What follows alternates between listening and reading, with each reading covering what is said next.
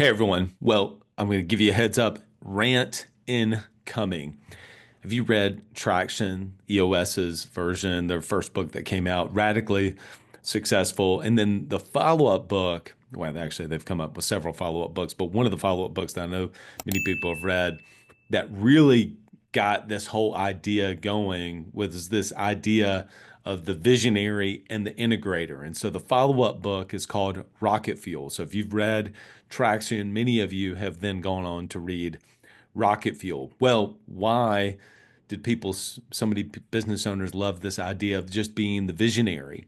Well, they like the idea of being the visionary and then just having an integrator, what they call an integrator, to go and do all of the work. It sounds great, right? You get to go and just go visionate all over the place. Now, how many times have I talked about on this podcast the critical importance of having a vision of where you want to take your small business? It is absolutely imperative to be able to do that and to articulate that on a consistent basis to your team, to the point to where the single most important asset that we have within our own company that we share with our members is called the Clarity Organizer. And the Clarity Organizer, which got its actual initial, at least basis from the EOS VTO, or the Vision Traction Organizer. But I took it, we've modified that, but Genesis has a nod to EOS's VTO. I just felt like that there was a lot of things on the EOS VTO that just honestly don't apply to small businesses. But yet we wanted a few more things to be able to put on there that actually do apply to small businesses. And such as, like, what is your dream outcome? What's the dream outcome for your small business? What does it look like if the business has fun, freedom, flexibility, and financial success? Like, that's page one of the Clarity Organizer. Then it goes on to have you to articulate your 3-year vision and your 1-year objectives, and then your quarterly 90-day priorities. Then even share your values and the mission that you have. And it's, to me, the most important asset that we have. And yet here I am absolutely harping on this idea that I think it is a joke that you, as the CEO of your small business, are just going to be able to be the visionary. I would love to just be the visionary. Look, it is important that I can never delegate. Two things can be true at the same time. I can never ultimately delegate the vision of where I want the businesses to go. Yes, that falls on my shoulders, or if in the case that you have a business partner, it falls on the shoulders of both business partners to be able to articulate that. However, as important as that is, it is only important to the point that it ultimately begins to align the next most important thing, and that is execution. That is execution. Look, you can have ideas all day long about where you want to take the company, but then you have to back that up with a specific plan to get there. Specifically, like, how are you going to actually do it?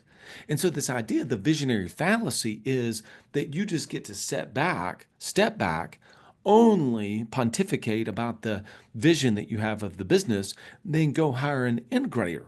The other thing is too, but this integrator deal, that we're small business owners. We're not going to go hire a $500,000 integrator in our businesses.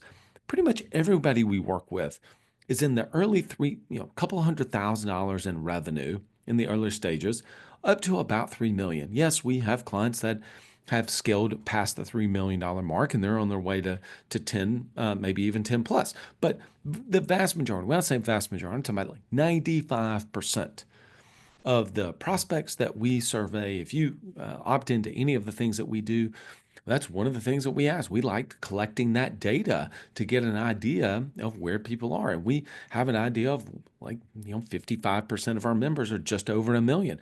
45% are below that. So, I mean, it's almost an even 50-50 split on the $1 million range. And so none of us are hiring $250,000 integrators. It's a great concept. It's a good idea. But in reality, it's not the ideas, it's the execution of them. Ideas are everywhere. It's the implementation that is everything. And so having a vision is absolutely important.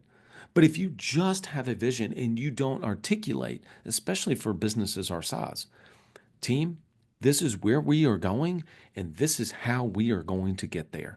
This is where we are going, and this is how we are going to get there. And that how is a plan. What is the plan? Now, I'll take this one step further. Is the plan in and of itself going to guarantee success? Absolutely not. I mean, look, Hugh Freeze had plans to win every one of the football games that he coached during the, almost 30 years that he was on the plains at Auburn. It didn't work. We didn't execute. And this goes back to the episode that I dropped last week. And that is, it's not always just even what you do, but it's how you do it and it's who you do it with. So what is the moral to the story? Look, the idea of being the visionary and having an integrator sounds good. It's not applicable for us and small business owners. Throw that out. Yes, you need to have a vision and you need to articulate that vision clearly, consistently with your team. But that vision also has to get matched with a plan. How this is where we are going, this is how we're going to get there. And then it comes down to how we go about executing it. And it goes, and then it matters who you have on the team. How we going about executing that plan and who is on your team. It's those elements that are in play.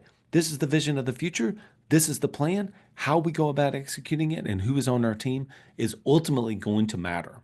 Because you can take two business owners, and last week I talked about enthusiasm, and I think that's important too, that the enthusiasm you give to your team about the vision of the future and the plan to be able to make that happen. Because, honestly, without your enthusiasm, how's your team going to get fired up about it? So look, the first time I heard the idea of, the visionary, I was like, oh yeah, that's exactly what I am. I wanted to self-identify as the visionary. Now I want to self-identify as the architect.